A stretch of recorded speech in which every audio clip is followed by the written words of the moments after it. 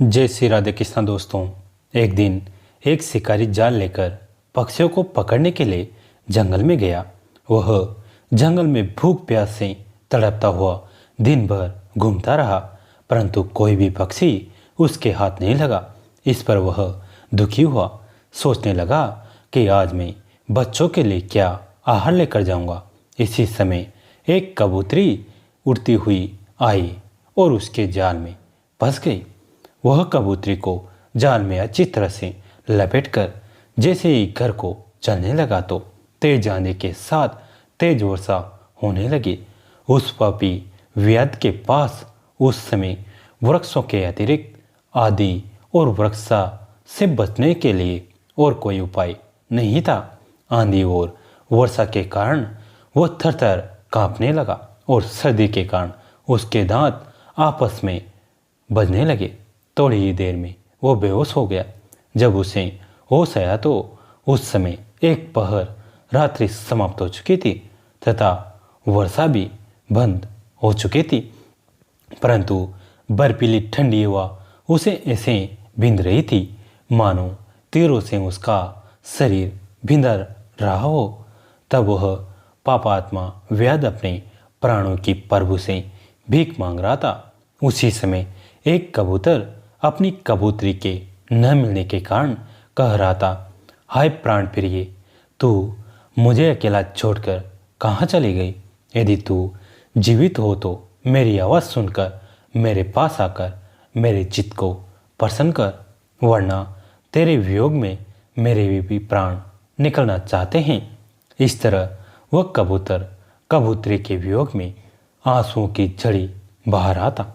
अपने स्वामी की अंतराद सुनकर कबूतरी ने व्याध के जाल में पड़े ही पड़े कहा, हे स्वामी, आप मेरे लिए चिंता ना करें। मैं अभाग्यवश इस व्याध के जाल में फंसी पड़ी हूँ।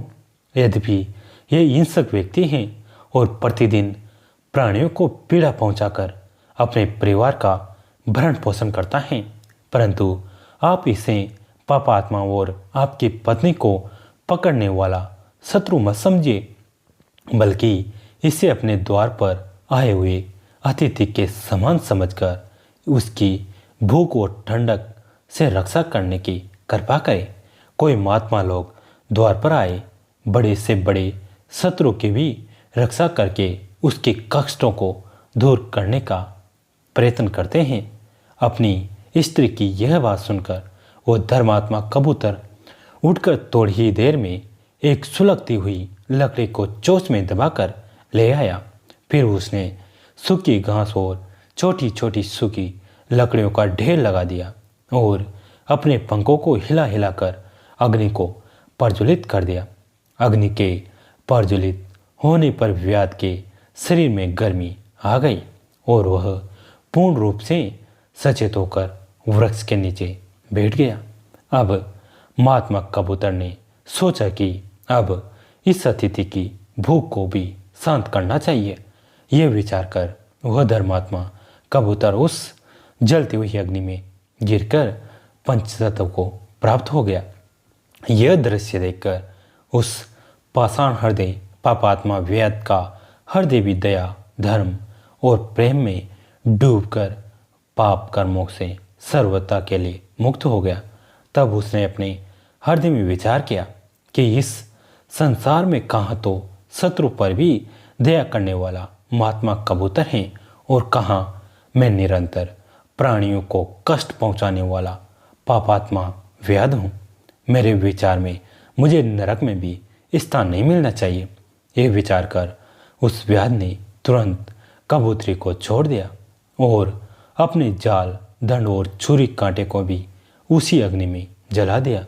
कबूतरी अपने पति कबूतर को मरा हुआ देखकर वो भी सोचने लगी कि संसार में बिना पति स्त्री का जीवन निरर्थक है, इसलिए मुझे भी अपना शरीर इसी अग्नि में जलाकर पति के साथ स्वर्ग में चले जाना चाहिए। यह विचार कर कबूतरी ने भी उस अग्नि में अपना शरीर समर्पित कर शांत हो गई। कबूतरी के मरते ही स्वर्ग से एक सुंदर विमान उतरा और उस दिव्य रूपधारी धर्मात्मा कबूतर और कबूतरी को विमान में बैठाकर व्याध के देखते ही देखते स्वर्ग की ओर चला गया। इसके बाद व्याध भी वहाँ से उठकर इस माया रूपी संसार से अपने मन को हटाकर काम, क्रोध, मद, मोह, लोभ और अहंकार पर निरंतर रखकर प्रभु के चरणों में लीन हो गया। कुछ काल तपस्या करने के पश्चात मुनियों की तरह मृत्यु को प्राप्त कर स्वर्ग को प्राप्त हुआ। दोस्तों, कैसी लगी आज की कहानी कमेंट करके ज़रूर बताएं। वीडियो को लाइक करें, चैनल को सब्सक्राइब करें, घंटी के बटन को दबाकर ऑल पर क्लिक करें। दोस्तों, इस कहानी को अपने दोस्तों के साथ, फैमिली के साथ शेयर जरूर करें। कहानी अंत तक सुनने के लिए आप सभी का तहे दिल से धन्यवाद।